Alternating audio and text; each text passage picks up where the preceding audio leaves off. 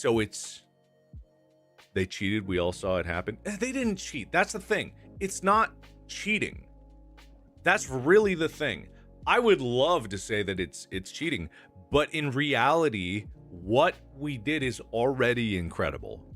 It is. And there's nothing to say about like downplaying that. I only downplay it because in all honesty, it's just kind of it's annoying to not be able to fully blast into it because of like international and other roadblocks, but that's fine. It's like you can work around that. But then other things getting in the way, it's like whatever. They didn't advertise it at all. Look, they did advertise it, but also it's not the same budget as everything else. So there are people out there, you guys have seen, there were ads for it. They existed. And some of you did see it because it's not perfect. But nowadays, with all the data everybody has, they know if you've seen it or not. Or maybe might be in the type of audience that would see it. That's how the advertisements work. And so they did. They did advertise it. It wasn't cheating. It's just there wasn't an unlimited budget for it. You gotta look at things like, my God, Red One. If you see, I have not seen Red One. I'm not endorsing Red One in any way. I don't have any skin in the game. But my God, that movie has $250 million budget. And you know where most of that money goes? To the actors and to pad people's pockets and also the ads. Those ads are everywhere. I got ads until I watched it. Yeah, see, that's how it works. You get ads until you do the thing. That's what ads are trying to do. And once you do the thing, if you've already done the thing, it's not really going to go to you. Anyway, so that is like a movie, and you see it everywhere. Look at the posters, billboards, stuff like that, everywhere.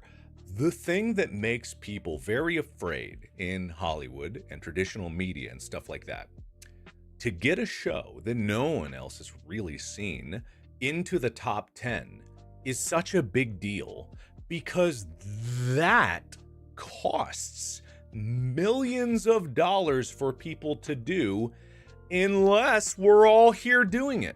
That's why it's amazing. That's why they don't like me. And when I say they, I'm not talking about the people actually making the shows or the platforms necessarily.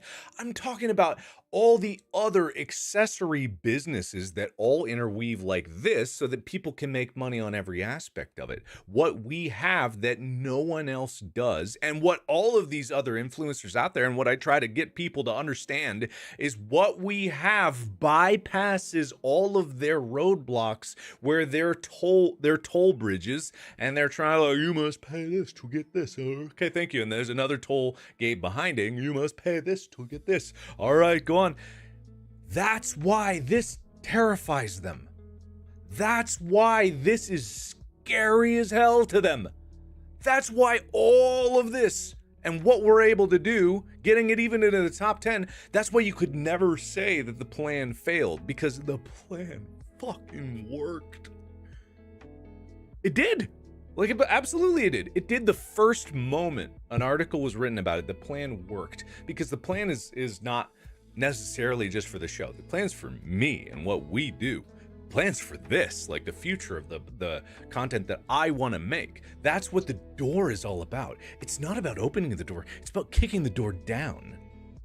That door's not going to be there anymore because the more that I pave a path to get through to people that you don't need all that, and shouldn't need all that, and it shouldn't be a part of that, the more you don't get projects like dumbass Red One putting $250 million into a Christmas movie. Into a Christmas movie. $250 million used to be just a few years ago, that would have been the biggest movie budget ever. It's a Christmas movie with The Rock. Why? Why is that $250 million? $50 million. You realize what I could make with that? Ah! And it's a basic Chris. I haven't even seen it. And I get it. Like, some people definitely need to make money, but it should be the people actually making the movie. You know what I mean? It should be the people putting work into the art of it. Because that's what I love about all of this. That's what I fell in love with YouTube and doing this kind of shit, is because there's an artistic expression in what you're doing. There's an artistic outlet for the creativity that everyone has in there, and there's part for so many people to play in it. From like carpentry to art, like makeup and prosthetics and the set itself and like the costumes and the acting of it and the editing of it and all the music and the sound, and it's like there's so many different creative disciplines that can go into it. It's almost all encompassing as a medium, and I love it. I love it. I love it. I love it so much. I love it. I love it. And it's something that is just exploited, and like it's just got so much gunk on it.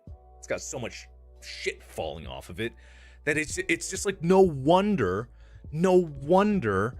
Hollywood is not doing well. It's not a mystery why all of that sucks right now and no movie's making money. It's not a mystery. It's just so obvious. But anyway, what I'm trying to say is that the plan worked whether or not it's actually deemed a success by someone else, right?